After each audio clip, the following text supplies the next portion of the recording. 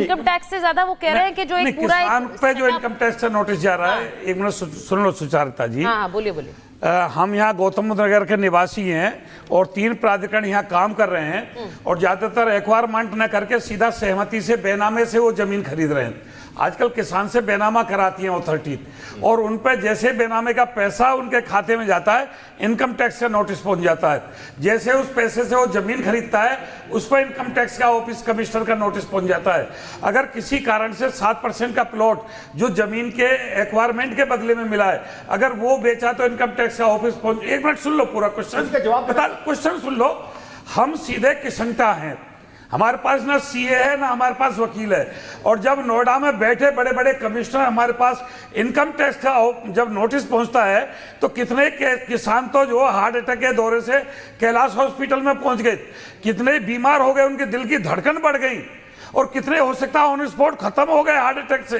किसानों पे income tax के नोटिस क्यों पहुंचते हैं? ये मास्टर पूर्वजों की जमीन है उनकी। बाकी किसानों के जरिए पूछ रहे हैं, आपका निजी कुछ नहीं, सभी किसान जो क्षेत्रीय जो आम समस्या है, मेरे पास तो भी नहीं, जिंदल साहब जवाब दे रहे हैं, मेरे पास नहीं पहुंचा, लेकिन जो क्षेत्र में पहुंच रहे हैं। बड़े भाई मैं जवाब देना चाहता हूं।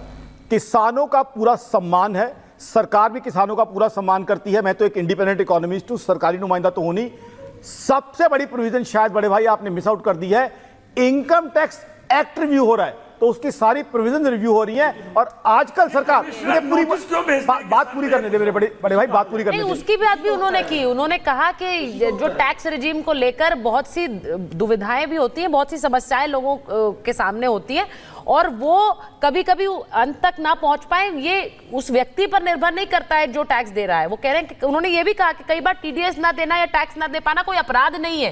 ये बहुत बड़ी बात कही है निर्मला सीतारमण ने, लेकिन मंशा साफ होनी चाहिए कि वो देना चाह रहे हैं। मैं चंद्रप्रकाश जी टैक्स स्लैब पर एक बार बात कर लेते, क्योंकि ये बहुत बड़ा बदलाव है और बहुत समय बाद आया है। इसकी उम्मीद तो हर बजट में हम कर रहे थे आकाश जी, लेकिन हाँ एक बार चंद्रप्रकाश। देखिए टैक्स स्लैब पे आकाश जी ने बहुत ही विस्तार से बताया। मेरे ख्याल से वो काफी बुनियादी बात है कि जो उन्होंने कहा कि भाई इसके लॉ में बदलाव किया जाएगा, मतलब उस पर विचार किया जाएगा, वो सारी चीजें ठीक है।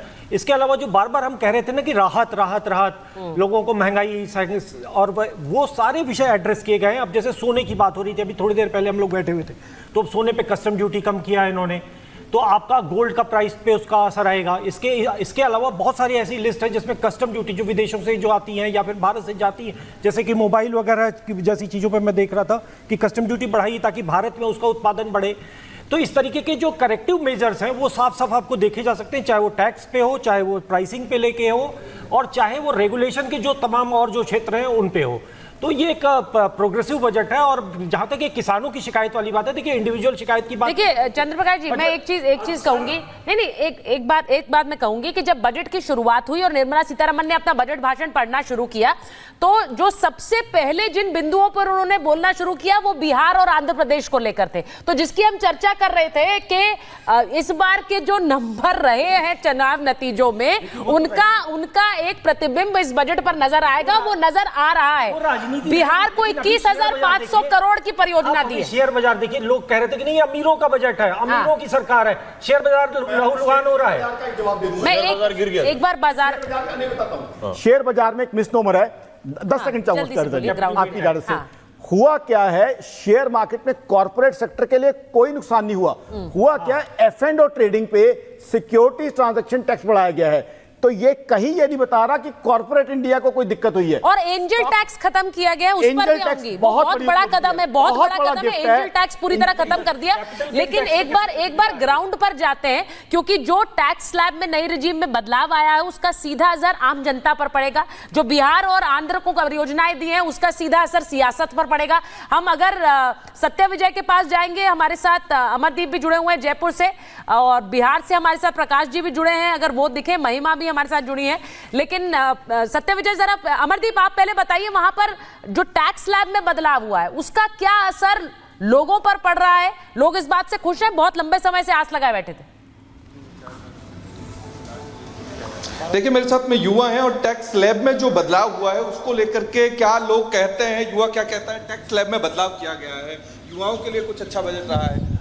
देखिए, वर्तमान सरकार ने जो टैक्स स्लैब में लाया है वो आम आदमी की राहत के लिए तो है ही, कि एक आम आदमी की वर्तमान आय बढ़ती जा रही है लेकिन उसी प्रकार खर्चे भी बढ़ते जा रहे हैं, तो टैक्स स्लैब के अंदर छूट देना एक बड़ी बात है। उसके अलावा एजुकेशन लोन के अंदर जो आम युवा के लिए एजुकेशन लोन जो बड़े बड़े इंस्टीट्यूटों में पढ़ने के लिए सरकार ने जो राहत दी है वो सबसे बढ़िया है। उसी के अंदर उनका परसेंटेज में कुछ सरकार भी उसमें अंशदान करेगी, तो वो एक आम युवा के लिए बड़े अच्छे संस्थानों में पढ़ने के लिए, बड़े कोर्स करने के लिए फ़ायदेमंद है।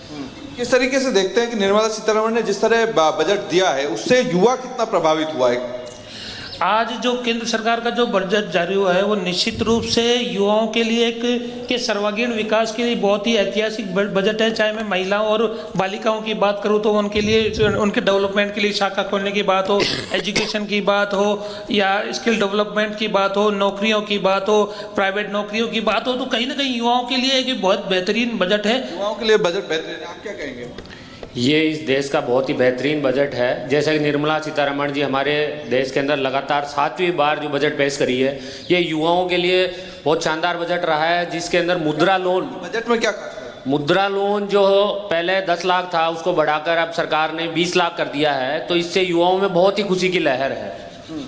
तो 10 से 20 किया, ये बड़ी बात है। हाँ जी, 10 से 20 किया है, तो किस तरीके से देखते हैं बजट को? देखिए, जो आज का बजट है वो किसानों, महिलाओं और युवाओं को विशेष तौर पे ध्यान में रख करके ये बजट पेश किया गया है। और इस बजट में जिस प्रकार से युवाओं को नए नए रोजगार उत्पन्न हो, इसके लिए जो उनको प्रोत्साहन राशि जो दी जाती थी उसे बढ़ाया गया है, तो वो बहुत अच्छा विषय है और उससे मतलब युवाओं में एक नया जोश भी आएगा और देश आगे उन्नति की ओर बढ़ेगा। के अलावा बिजली को भी यहाँ पे तवज्जो मिले, सोलर पैनल को, सौर ऊर्जा जो कि हमारे प्राकृतिक ऊर्जा का सबसे बड़ा केंद्र है, उसके लिए भी एक निश्चित रूप से बजट में प्रावधान किया है। और सर्वाधिक ये बजट भारत के लिए। अमरदीप, आप वहां लोगों से रिएक्शन ले रहे हैं, राजस्थान के लोग खुश नजर आ रहे हैं जो टैक्स स्लैब में चेंजेस हुए हैं उसको लेकर। हमारे साथ सत्यविजय भी जुड़े हुए हैं भोपाल से, उनका रुख कर लेते हैं। सत्यविजय, मांग बहुत लंबे समय से थी कि टैक्स स्लैब में चेंज किए जाए, मध्यम वर्ग को फायदा दिया जाए, वो फायदा मिला है और ओवरऑल लोग क्या सोच रहे हैं बजट को लेकर, जरा बातचीत करिए।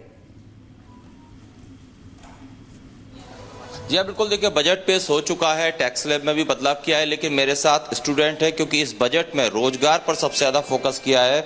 ऐलान किया है कि हर साल करीब 1 करोड़ जो है लोगों को रोजगार दिया जाएगा। इसको लेकर तमाम स्टूडेंट हैं जो यहाँ पर पढ़ाई भी कर रहे हैं और ये पढ़ाई इसीलिए कर रहे हैं कि इन्हें कल को जाकर इन्हें अच्छा रोजगार मिले। तो इन्हीं बच्चों से बात करते हैं, क्या कहेंगे जो रोजगार का ऐलान किया, बजट में बात की है कि लगभग 1 करोड़ जॉब जो हैं मोदी सरकार गारंटी दे रही है कि हर साल दी जाएंगी स्टूडेंट्स को। गारंटी दे रही है पर देते नहीं है सरकार, बस बोलती है, बस देते नहीं है। देना भी चाहिए उन्हें रोजगार। जी, आप बताइए क्या करें? यदि सरकार हमें रोजगार देती है तो बच्चे आगे चलकर पढ़ने के लिए उत्सुक होंगे, इससे भारत की लिटरेसी रेट बढ़ेगी और आने वाली पीढ़ी। प्रकाश जी जुड़ गए हैं पटना से सीधे। और प्रकाश जी, हम थोड़ी देर पहले इस बात की चर्चा कर रहे थे कि कैसे इस चुनाव में इस बजट में इस बार के चुनाव नजर आ सकते हैं, और वो नजर भी आ रहे हैं। देखिए, बिहार को जिस तरह का पैकेज का ऐलान किया है, 21,500 करोड़ की परियोजनाओं का ऐलान किया है, और शुरुआत में ही बिहार और आंध्र प्रदेश की बात आ गई। प्रकाश जी, बिहार की लॉटरी लगी है प्रकाश जी। देखिए, बिहार की लॉटरी, यहाँ इंफ्रास्ट्रक्चर सेक्टर के लिए काफ़ी पैसे दिए गए हैं और ये फोकस किया गया है ईस्टर्न रीजन को खास कर लेकर। जैसे कि झारखंड में भी चुनाव होने हैं नवंबर दिसंबर में, वहाँ पर भी विकास होने हैं और वो रोड कनेक्टिविटी जो है इधर बिहार से लेकर झारखंड होते हुए बंगाल तक है। तो इम्पेटस पूरा बिहार, झारखंड, बंगाल पे है। और ये देखते हुए कि सबसे बड़ी बात कि नीतीश कुमार और चंद्रबाबू नायडू को देखते हुए जो समीकरण बना है केंद्र में नंबर्स को लेकर, उसको लेकर ये किए गए हैं। और बिल्कुल जो स्पेशल कैटेगरी स्टेटस की मांग कर रहे थे बिहार विधानसभा में, आज विपक्ष के नेता लोग आज सदन चलने नहीं दिया क्योंकि नीतीश कुमार का ये पुराना मांग है। और मनमोहन सिंह के सरकार के समय में भी नीतीश कुमार को ये कह दिया गया था कि ये मांग आपको नहीं मिल सकती क्योंकि नियम कायदे नहीं है उसके लिए, और उसके तहत स्पेशल पैकेज दिया गया है। और नीतीश कुमार की पार्टी ने भी टोन डाउन किया है अपने लाइन को, और वो कल से आर्थिक पैकेज की बात कर रहे थे, जो आज आर्थिक पैकेज बजट में दिखा है और बिहार के विकास